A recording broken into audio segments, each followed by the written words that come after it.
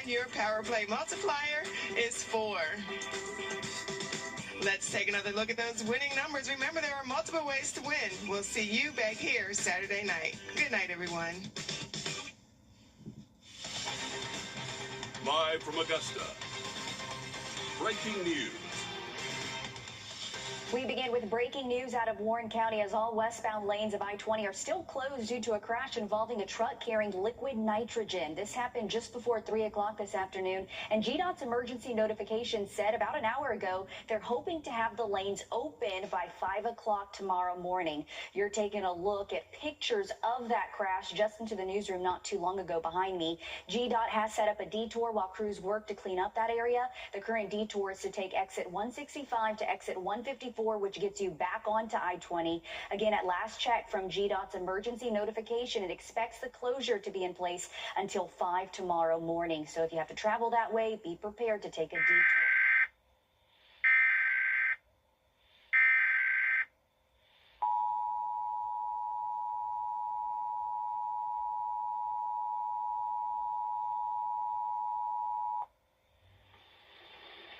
This is a test. We interrupt this program to bring you this important announcement. This is an emergency missing child alert, or Levi's called, the Georgia version of an Amber Alert. The Cobb County Emergency Management Agency and the Georgia Bureau of Investigation are looking for a 2019 silver Chevrolet Silverado with Georgia license tag ABC123. On March 4th, 2025, John Doe, a 3-year-old white male with blonde hair and green eyes, was last seen wearing a blue pants with a white Spider-Man shirt. He was abducted by James Doe, a 36-year-old white male, 5 feet 4 inches tall, weighing 150 pounds, with blonde hair and hazel eyes, and was last seen wearing a yellow pants and a blue t-shirt. They were last seen going north on I-39. John Doe is believed to be in extreme danger. If you have any information on the whereabouts of John Doe or the 2019 silver Chevrolet Silverado with Georgia license tag ABC123, please dial 911. The public can also provide information to the GBI tip line at 1-800-597-TIPS or the CSIN app for smartphone users. This is a test.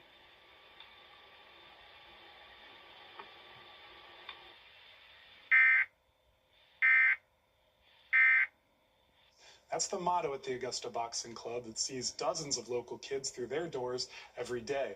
And it's been that way for 50 years. But now with Augusta's government cutting funding to nonprofits, their doors could be closing. Hard work, dedication. Hard work, dedication. A 9-year-old dedicated to his craft is rare. Gary Thomas is an exception. I want to be a professional boxer. I'm trying to be as dedicated as possible and try my best and give 100%. He's been coming to the Augusta Boxing Club since he was 5. For him and so many others, it's more than just a place to sweat. This is my safe space right here. And when you come in here, you gotta give all you got 100%. This mindset passed down from the club's director, Ray Whitfield. Come in here and sweat instead of being out in the street, fighting in the street. You come in the gym, work out, do your homework. Ray started coming here himself when he was 11. He's now a 2-time professional boxing champion. He took over the club at the height of his career, when it was in danger of closing. It's the place I love to come every day, and I seen what it was doing for the kids and the youth around the community, so I just was like, I got to keep this place open no matter what. 15 years later, the club is in danger again. Augusta's budget cuts have left them scrambling in the ring. Thank you for what you're doing. We hear from everybody, but if we're not here, we can't help. It's better to sweat in the gym than bleed in the streets. That's the motto here at the Augusta Boxing Club in the heart of the Harrisburg neighborhood. For the local kids, this program could not be more important. And staff say they've seen the results in those kids for 50 years. Everybody, just put your gloves on, put your gloves on, put your gloves on. Tiffany Cannon noticed the difference in her son. He would sit still more. He was more disciplined. He didn't get into fights at school. The club is like a classroom, and life lessons are tossed out like right jabs. Protect yourself at all times. I didn't have much friends, but when I started boxing and started working out, I met all these new kinds of people, and they're all really nice. really helpful. This program changes lives and has been a community staple for years. What's up, Auntie? How you doing today? But now the fight is outside the ring. And we're going to just keep fighting. We're just going to keep fighting. Fighting for kids like Gary. Nice. It's important to have space because people are getting killed out there, and kids that went to that, and they probably grow up and be older and follow that dark path. But we don't want to follow that dark path. We want to come in here and let that anger and stress out of here. I'm told that there are about 50 kids in each class every day. If you would like to support the Augusta Boxing Club, we'll have a link on our website. And it was hard not to watch that story and have a smile on your face because you could just hear from kids like Gary how much they enjoy this place and they're happy to have the Augusta Boxing Club in the city of Augusta. So hopefully the community gets behind them and can support them. Thank you, Ethan, for that. Other nonprofits we spoke to facing funding issues include Mock Academy, which gives children the opportunities to develop social skills and tennis abilities. It's been around Augusta since 1992. They told us in December changes will come, but the organization plans to continue its mission. The Augusta Library reduced its hours, now closing on Sundays due to budget cuts. The Lucy Craft Laney Museum of Black History lost city funding that paid for operations like exhibits, educational programs, and community events. The city of Augusta is working on a process for nonprofits to apply for funding. It has not been finalized just yet. Also affected, the Richmond County Sheriff's Office. They've seen reductions, but have secured an $8.7 million federal grant that will cover salaries and benefits for positions. The U.S. has released the names of the 6 U.S.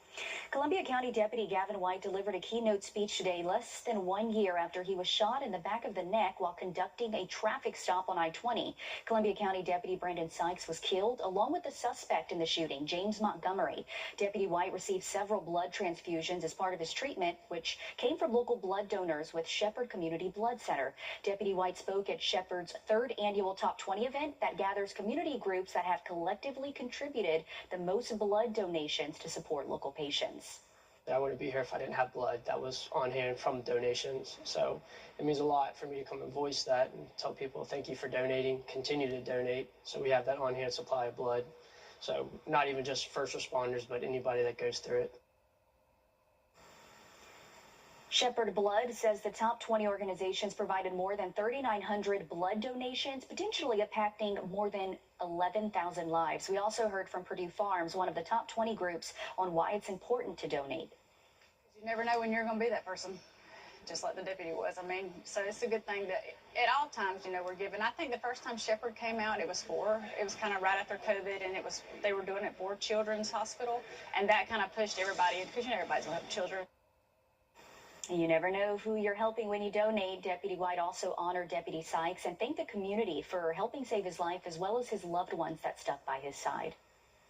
We told you last night how the McDuffie County Planning Commission voted to recommend Project Azalea for approval. If it goes all the way through full commission, it would be the 4th data center in the CSRA. We heard the main concerns of neighbors in Richmond, Columbia, and McDuffie counties, those being environmental concerns, including water usage. We also heard from the Savannah Riverkeeper about the possible impacts of the data centers on the Savannah River.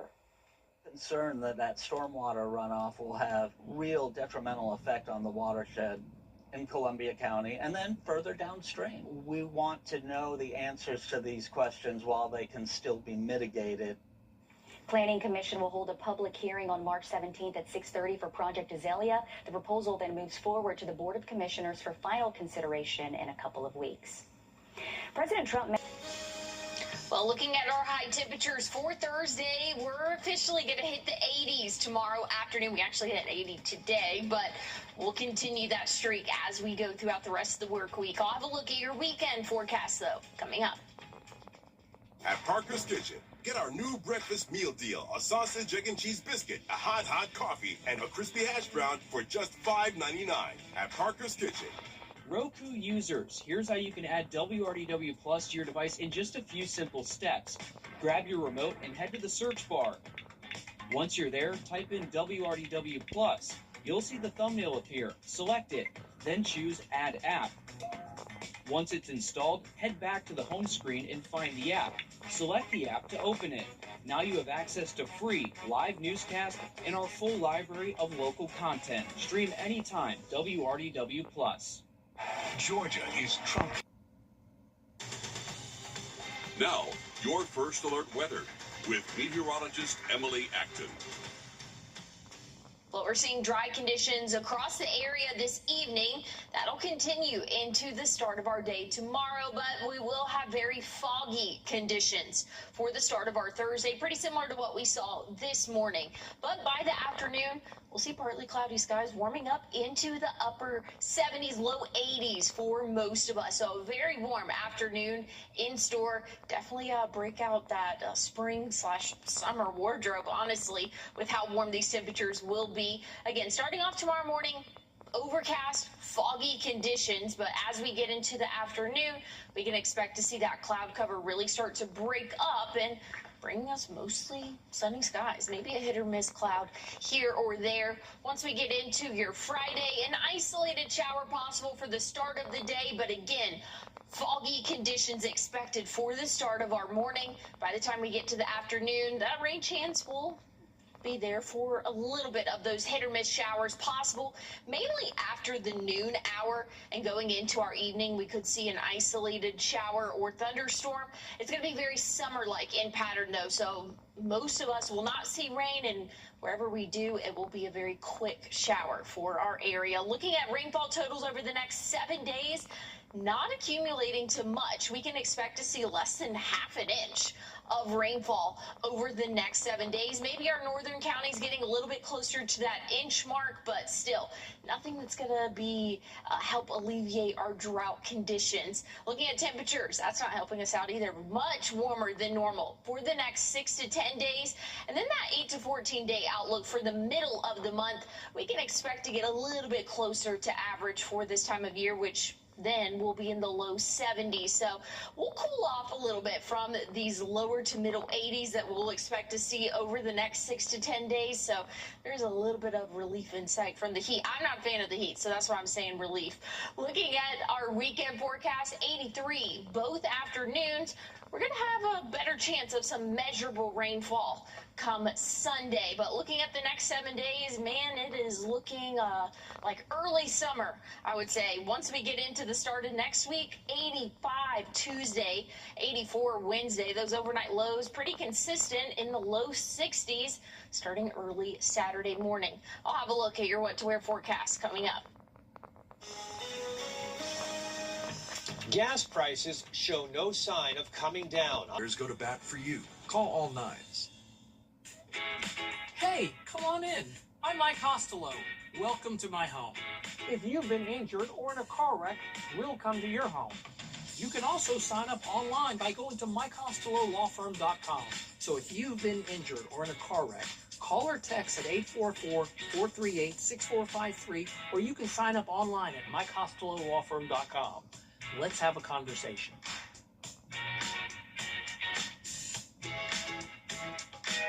First Alert Weather, where accuracy matters, keeping you alert during severe weather and helping you plan your day.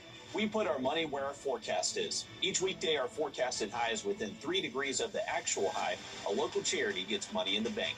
By being 100% accurate for a full month, over $1,000 went to a single charity. No other Augusta station is on your side the way we are, keeping you ready for anything and putting our accuracy to work. The First Alert Weather 3-degree guarantee, sponsored by Tub Doctor. No matter when your accident happens, the help you need is always available. George Sink Injury Lawyers. We're here for you, nights, weekends, 24/7. Get George Sink Law Firm all the 99. First Alert Radar, powered by Jim Hudson Automotive Group. On your sideline. Sponsored by Chandler Law Firm. So many more left of these. The Elite Eight has come and now gone. Here's who's moving one step closer to reserving a spot in the Macon Coliseum. The reigning champs soaking in their final home game. Chaz Clark has that towel to dry it all up. Not a fun start for the Dogs. That play took an L, but tonight I bounced back. Kwame Bridges, remember the name from outside. And just like him, his buddy, DeCorey, having a night himself. Time to make a play. He makes enough for 34 points. All bark, much bite. Here's another shot of KB. making it look easy. Butler is going back. They have a candlelit date with KIPP or KIP or the Kipsters in Douglasville on Friday. Thompson stayed in the fight, trailing just 10 at the half. Morgan County extended that lead to 22 by game's end. Last time their season ended in the quarters was back in 2021. On to 3A we go. We're getting into a Cross Creek basketball game. It has really become a contact sport for everybody. Yeah, I'm looking at all of you. Coach Kelly's looking at Ian Leverett. I am now familiar with your game, buddy. Backs have now won 2 out of the 3 previous meetings with Baldwin. He may wear 2, but he's getting 3. Protect the merch, everybody. Backs go on a 19-3 run to close out the third. We'll let a Baldwin bucket slide. 1 possession game. We're going to need some pom-poms from everybody. That's Rashad Tisby, because this Tisby a 3. A couple of charity tosses made it permanent. Creek's going way back, 5th trip since 2020. They get East Hall on Saturday. This group is real special. Got a lot of talent on it. Got a lot of guys who believe. Got a lot of guys who come in every single day and work. And like I said, I mean, the biggest thing is everybody sit there from top to bottom. They come and put in work. Whether they sitting there, they playing every minute, or they sit there at the back end of the bench, they come in and put the time in. Those guys easy to root for. A sight Harlem hasn't seen in the half a decade. The Dogs led the Tigers by 2 at the end of the first quarter. Played a little cat and mouse before it was all dogs all day. Napier, better than Billy with the 3 ball. Let it sink. A little slice and dice of the Dogs lead never hurt nobody. They were up 13 at the end of the third, only allowed 5 in the final frame. Putter like it's 1969. Harlem delivers an upset on the road. A.J. Williams and Ty Shine combined for 44 of Harlem's 72 points. Both Washington Wilkes teams are moving on to the Final Four. Slight change for Division II. Final Four games will be at Fort Valley State on Friday. Boys will play Portal, girls get Metter. Both will be the visiting team. Old Barnwell is quickly becoming the place to host big-name golf tournaments. Just this week, they finished hosting the Annika Foundation's More Than Golf Invitational. In 2027, they're expected to host an NCAA regional. A few years after that, an even bigger event will be on its way to Aiken. The USGA announced the golf club will host the 2031 U.S. Women's Amateur 4-Ball Championship. It's a mouthful. The last time it was hosted in the Palmetto State was 2017 at Dunes in Myrtle Beach. It will be in Charleston this May. Winners receive an exemption into that year's U.S. Women's Amateur. They're also given the green light into any other USGA amateur competition where they're eligible that year. Got some football stuff for you, too. Shane Beamer's golf game going to take a hit the next few weeks. He's back at practice. The Gamecocks opening the spring period, trying to right some wrongs. Last year, Carolina had trouble closing out games. They either led or were down by 1 score, entering the fourth quarter in 10 of their 12 games. Beamer had a busy offseason, revamping his offensive coaching staff. He also picked up 25 players in the transfer portal. I think it'll be very much status quo, what we've done. We've always installed everything that we wanted to install during spring practice, whether we had a spring game or not. So it won't change, spring game or no spring game. What we're doing, we're trying to do a great job of teaching in the springtime what we want to be about as we get into Kent State and Towson and the opening opponents. That'll be more for the summer. Right now for us, it's more, let's install this offense, this defense, this special teams. Let's lay this foundation. Let's figure out what we're really, really good at, maybe where we're not quite where we need to be and what we need to do this summer. That'll be the focus here this upcoming spring. Good at hyping up this season. Former college football coach Lou Holtz has died. Holtz led Notre Dame to a national title in 1988. He won nearly 250 games as a coach at several schools, including in Columbia. In 2008, he was inducted into the College Football Hall of Fame, and in 2020, he was awarded the Presidential Medal of Freedom. He was 89. We lost a good one in the college football world.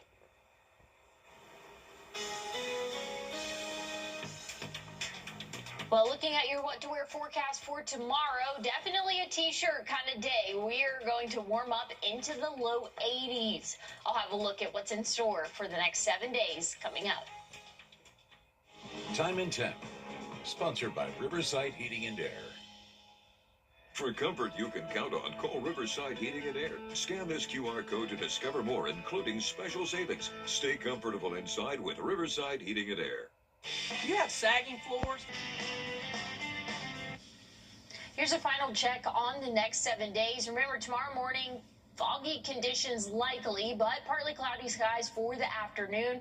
We're warming up to right around that 80-degree mark. Low 80s will continue through the rest of the work week and into the weekend. A few isolated showers possible starting Friday late afternoon. It's going to be more of those summertime pop-up showers, very quick and not very widespread for your Friday. Saturday, same story. Sunday, a little bit of a better chance of seeing some measurable rainfall, but when it's all said and done, less than half an inch of rainfall, so not accumulating too much. Looking at the start of next week, Monday, 81, Tuesday, 85, and we'll keep those middle 80s rolling.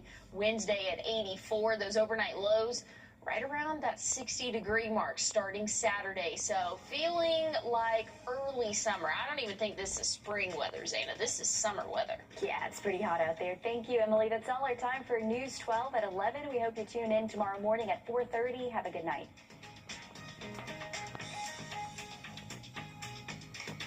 Immediately after an accident.